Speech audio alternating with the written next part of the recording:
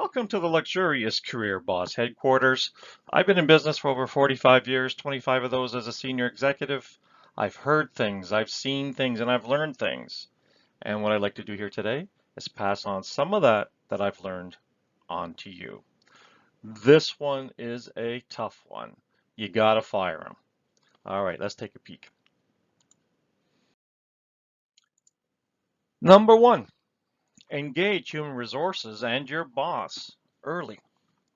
Know your company's processes. Is it three strikes and they're out? So they do three things wrong that they shouldn't have. If you papered him, or in this case it's a guy, papered him all along, make sure you know how to document his performance. Number two, that's critical. That's really critical. And I should mention something here.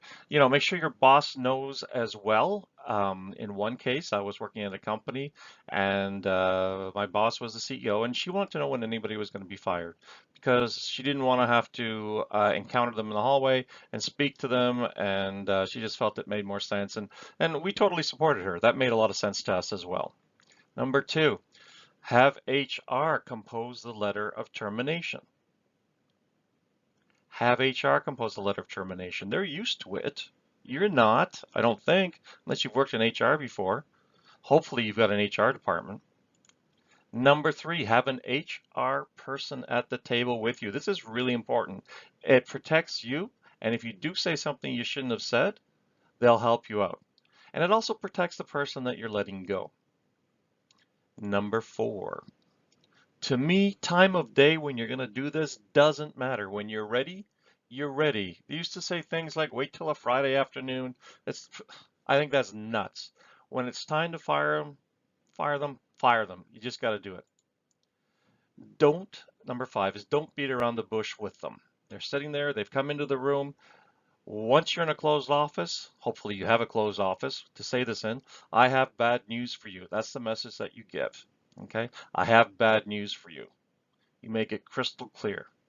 Here's a little story. There was one employee that I had to fire in an office, and she was a bit problematic, but the worst part is that I was told by several of the owners at this time that she was insubordinate and doing a lot of negative things. And so I didn't have an HR person in this particular company. It was a little smaller. It was around a $30 million company. And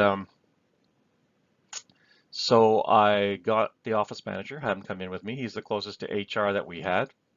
And frankly, when I walked into the office, I said to her, I've got bad news for you. She knew exactly where I was going. She yelled at the person I brought in to get out.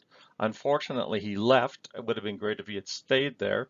And then she proceeded to tell me how full of you know what that I was, and going on and on and on and on.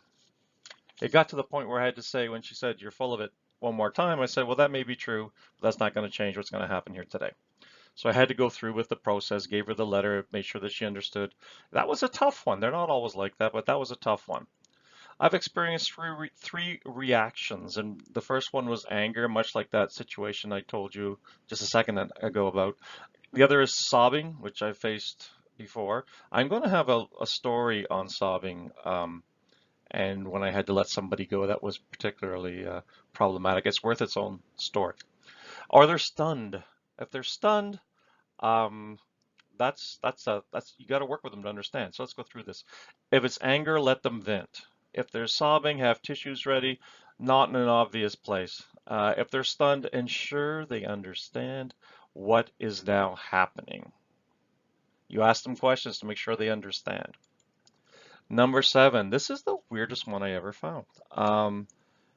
The rest of your employees who may have been working for the employee that you're terminating, or they may work for somebody else, but they can turn on you when you fire somebody. It's usually just temporary. Even if they know it's the right decision, it's something that I've had happen.